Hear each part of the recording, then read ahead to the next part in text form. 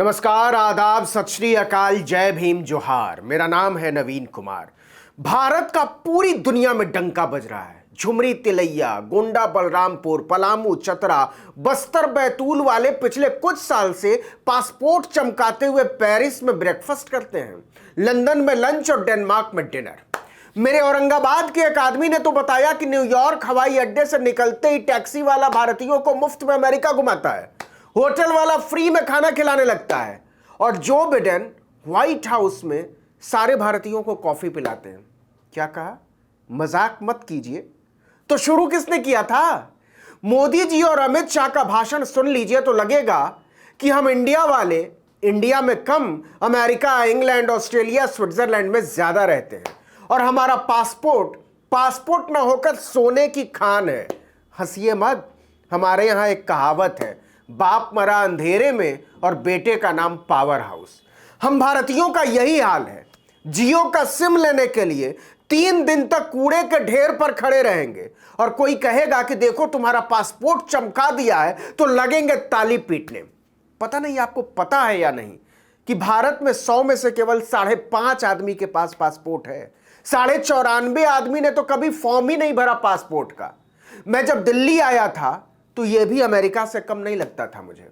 आप सोच रहे होंगे कि मैं आज यह कहानी लेकर क्यों बैठ गया हूं। इसकी वजह है क्योंकि जिन लोगों ने आपकी नौकरी छीनकर, आपका रोजगार छीनकर, आपकी बचत में आग लगाकर, महंगाई में आग लगाकर, 250 रुपए किलो सरसों का तेल बेचकर, 1000 रुपए का रसोई गैस सिलेंडर बेचकर 8000 करोड़ के जहाज में हवाखोरी करने वाले जिन लोगों ने आपके दिमाग में पासपोर्ट का जलवा भर दिया है, वो असल में देश को गड्ढे में लेकर बैठ गए हैं। और इस गड्ढे में कोई मोदी जी नहीं फंसे हुए हैं, अमित शाह का बेटा नहीं फंसा हुआ है, राजनाथ सिंह का बेटा नहीं फंसा हुआ है।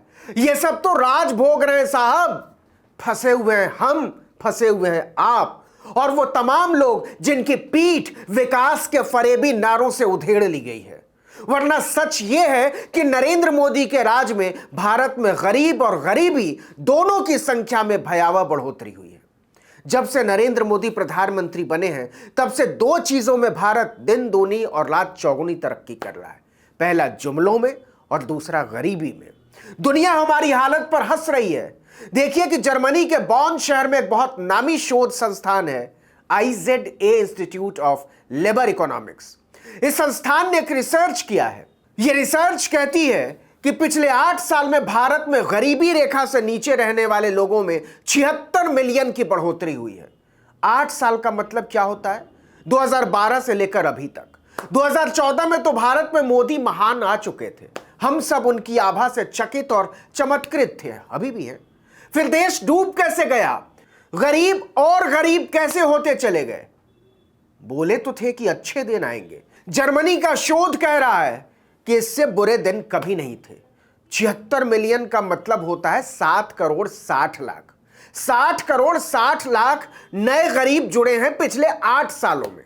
रिसर्च के मुताबिक भारत में गरीबों की संख्या में इतनी तेज वृद्धि पहली बार देखी जा रही है। और सुनिए, आप ये नहीं कह सकते कि यह गरीबी कोरोना महामारी की वजह से इतनी बढ़ गई, वरना पहले तो रामराज उतार दिया था मोदी जी ने। द वायर नाम की वेबसाइट ने लिखा है कि IZA इंस्टीट्यूट ने जो डेटा लिया है वो कोरोना महामारी के शुरुआती दौर तक का ही है। इसका मतलब यह हुआ कि मोदी महान की कृपा से कोरोना से पहले ही गरीबी अपने चरम पर पहुंच चुकी थी। IZA institute of labour economics के प्रोफेसर संतोष मेहरोत्रा ने इस रिसर्च की अगुवाई की है। वो कहते हैं कि अगर हम गरीबी रेखा के सरकारी पैमाने को मानते हैं तब भी 2012 में जितने गरीब भारत में थे उसमें 7.5 करोड़ से ज्यादा की बढ़ोतरी हो चुकी है। मतलब पिछले 8 साल से हर साल लगभग 1 करोड़ नए लोग गरीबी रेखा से नीचे जा रहे हैं। संतोष मेहरोत्रा के मुताबिक 2019-20 में बेरोजगारी दर तो भारत के इतिहास में ही सबसे ज्यादा रही है। गौर कीजिए, तब कोरोना का नामो निशान नहीं था और मोदी देश को रसातल में लेकर जा चुके थे। 2012 की तुलना में 2018 में बेरोजगारी 3 गुना बढ़ चुकी थी। इसकी वजह यह है कि मोदी आर्थिक मोर्चे पर बुरी तरह नाकाम हो चुके थे। वो ना तो कारगर नीतियां बना पा रहे थे और ना ही चला पा रहे थे। 2004-5 से 2012 के बीच हर साल 75 लाख गैर कृषि क्षेत्र में रोजगार पैदा हो रहे थे। मोदी जी हर साल 2 करोड़ नए रोजगार का वादा करके सत्ते में आए थे, लेकिन रिपोर्ट कहती है कि 2012 के बाद से ही यह सालाना 30 लाख के नीचे गिरता चला गया। नतीजा, बेरोजगारी भयानक शक्ल लेती चली गई। जब लोगों के पास काम नहीं होगा, रोजगार नहीं होगा, तो गरीबी अपने आप बढ़ेगी। अब जरा मोदी सरकार की होशियारी को भी समझ लीजिए।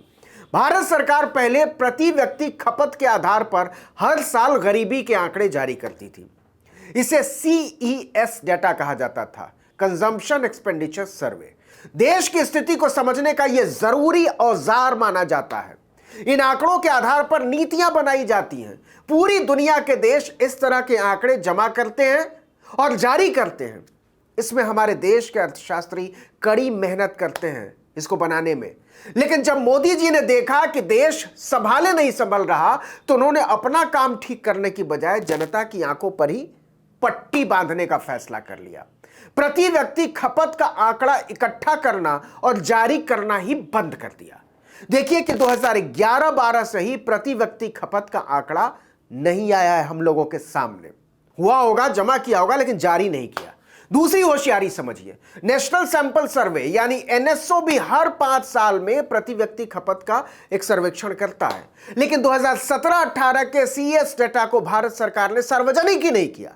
2019 में मोदी की दूसरी बार ताजपोशी के अगले ही दिन केंद्रीय सांख्यिकी कार्यालय बेरोजगारी के आंकड़ों को जारी करता है और क्या कहता है? भारत में बेरोजगारी 45 सालों के सबसे भयावह स्तर पर पहुंच चुकी है। यह सरकार की स्वीकृति थी। गौर कीजिए, तब भी कोरोना नहीं आया था। शहरों में तो 7.8% थी बेरोजगारी। राहुल गांधी ने इस पर तंज कसते हुए मोदी को हिटलर तक की संज्ञा दे डाली थी अपने ट्वीट में। नो मोर जॉब्स के साथ लिखा था कि 5 साल में 10 करोड़ नौकरी देने वाले ने भारत को बेरोजगारों का कारखाना बना दिया है। 2021 की मई में अंतर्राष्ट्रीय श्रम संगठन यानी ILO एक रिपोर्ट जारी करता है और क्या कहता है? मोदी राज में भारत में बेरोजगारी 3 दशक के सर्वोच्च स्तर पर पहुंच चुकी है और बांग्लादेश जैसे बित्ते भर के देश हमको मुंह चढ़ाते हुए आगे निकल चुके हैं। 23 मई 2021 को खत्म हुए सप्ताह के दौरान तो देश की बेरोजगारी 14.73% के उच्चतम स्तर पर पहुंच गई थी। तो बताइए हुजूर, आप क्या देखना पसंद करेंगे? अपना पासपोर्ट या अपनी फटी हुई जेब?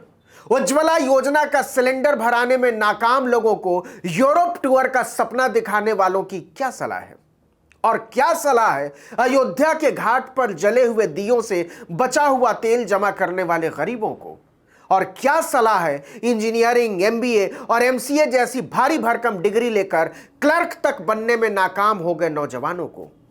मोदी जी से कहिए 800 करोड़ के जहाज में घूमने वाले पासपोर्ट न चमकाएं, रोटी और रोजगार दिलाएं। इस वीडियो में इतना ही, लेकिन अगर आपने आर्टिकल 19 इंडिया को अब तक सब्सक्राइब नहीं किया तो फौरन कर लीजिए। बेल आइकॉन दबाइए, घंटी जैसी आकृति, लाइक कीजिए और कमेंट करके बताइए हमारा वीडियो आपको कैसा लगा। अगर यूट्यूब पर देख रहे हैं तो सब्सक्राइब, और अगर फेसबुक पर देख रहे हैं तो लाइक और फॉलो।